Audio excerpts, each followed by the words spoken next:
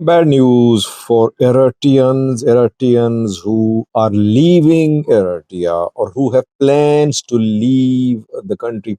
Tens of thousands of Eritreans leave their country every year. But a new report indicates that Eritreans are in real trouble. Welcome to my views and news. Thanks for watching the channel. Good to be with you. For the last 2 weeks I've been working on this topic. I got information from multiple sources. I want to share some stats with you and leave it to you to decide what Eritreans are going through, what they will go through if situation does not improve. A research has been conducted into the number of Eritreans who reach Europe. Comparative research. How many Eritreans were passing through the central Mediterranean Sea and reaching Europe around 10 years ago? And how many are now managing to reach Europe? Any decrease or increase?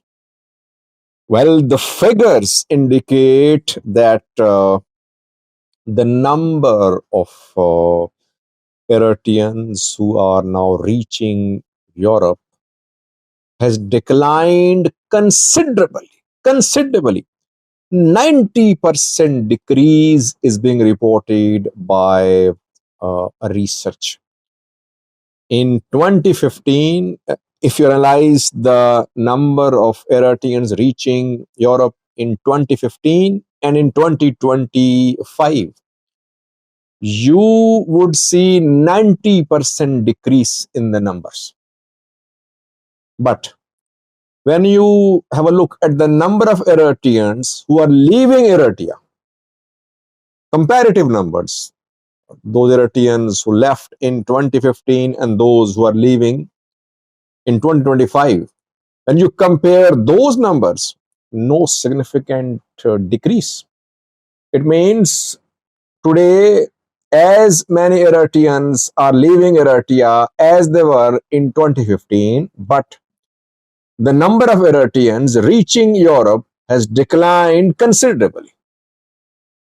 What is the reason? Why is that now the safe shelter, the safe refuge for Eritreans, the bright future which they hope to have in Europe is no more possible for them? Several reasons, according to this research, there are several reasons leading to the obstruction in the movement of Eritreans from Eritrea to Europe. It's a bad news for Eritrean government too, because this government is relying heavily on remittances. Eritrean government's critics say that the main export of this government, of Isaias Afwerki, is their youths. They send their youths illegally to Europe. The youths then send money. They are charged 2% diaspora tax and they send money to their loved ones back in Eritrea. This is the main source of earning. I don't know if it's the main source of earning, but it is a source of earning for the Eritrean government. Question is, why is that now very small number of Eritreans are managing to reach Europe? Several reasons. Firstly, it is becoming difficult for Eritreans to use the neighboring countries to reach Europe. Ethiopia, Djibouti, Sudan, all the three destinations are not safe for them. They have been victims of human traffickers for years, but due to the conflicts, due to the civil war-like situations in Ethiopia, in Sudan, these Eritrean refugees have become more vulnerable. Just a few days ago, we saw a report published, leaked rather, by critics of the TPLF and Tigray military, and the report stated that human trafficking networks are operating in Tigray, which are exploiting Eritreans, extracting money, exploiting them on their way to Ethiopia, to uh, Europe.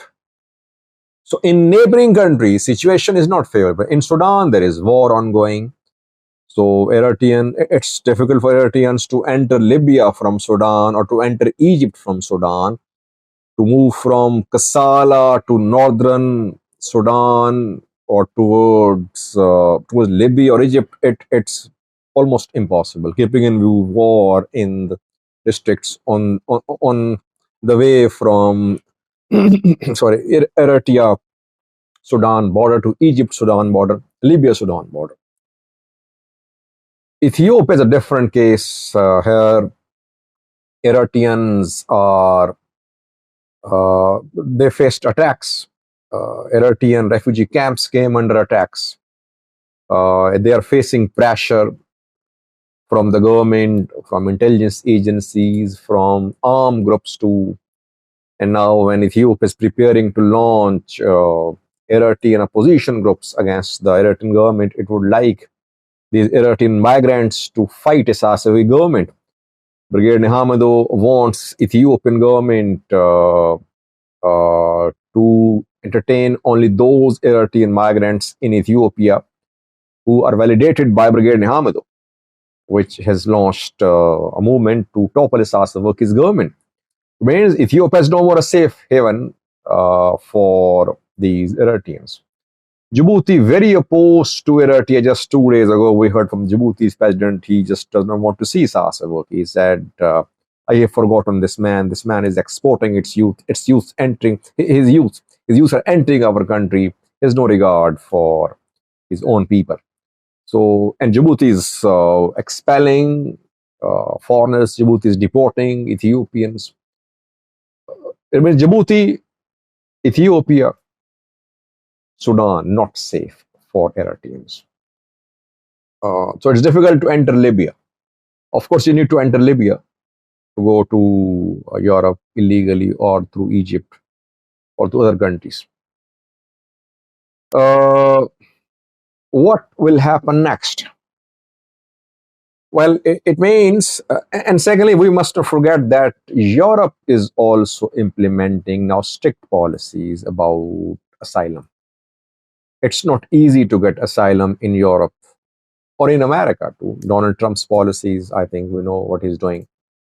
Even if they manage to reach Europe, it cannot be guaranteed that they'll be granted asylum. It means that now the Eritreans can only enter neighboring countries, and from there they can try to reach other African countries. It means that now they can reach Uganda, Kampala, they can reach Kenya, through obviously Ethiopia, maybe through Sudan, they can reach Chad, they can reach Libya, etc., or Egypt. But from there, if they want to go to Europe, it's very difficult for them. That is why majority of Eritreans who is leaving Eritrea these days, it is not ending up in Europe. It is ending up in Cairo, in Addis Ababa, in Kampala, in Juba, in Port Sudan, you can say. In cities, they are safer than they are in villages. The villages, they are more vulnerable. So they manage to get some sort of identity paper to stay in these capitals where local government officials are bribed, and these Eritreans get identity papers, and somehow they're surviving. It's not good for the Eritreans, not good for the Eritrean government. Whenever people of a country leave illegally, the governments are responsible. Why? Because there is no job creation in that country. That is why people are forced to go for better economic opportunities in other countries. Tigrayans are suffering too. We're seeing that they're trying to reach the Middle East, but on their way to Middle East, to Saudi Arabia, they have to go through Djibouti. Djibouti is already expelling them. If they somehow manage to leave Djibouti's coast through boats to reach Yemen, they're vulnerable to the excesses being committed by human traffickers. So these countries, these regions will have to take the responsibility for their people. Otherwise, people are seeing no improvement in the situation, in their conditions at home. They'll have to leave and they'll end up in other countries in Africa, where I don't think they'll be able to enjoy very prosperous lives. I mean, Eritreans in Ethiopia, how much can they earn in Ethiopia? They can survive, yes, but they'll always be in danger. Anytime these people could be deported, anytime these people could be exploited.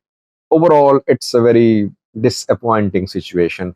Again, I would say that Isas Woki government is to blame because this government failed to provide jobs, to provide employment to its people fleeing, but Europe closing down, Europe denying access to these Eritreans, and neighboring countries are not in a position to accommodate tens of thousands of people who are leaving Eritrea every year.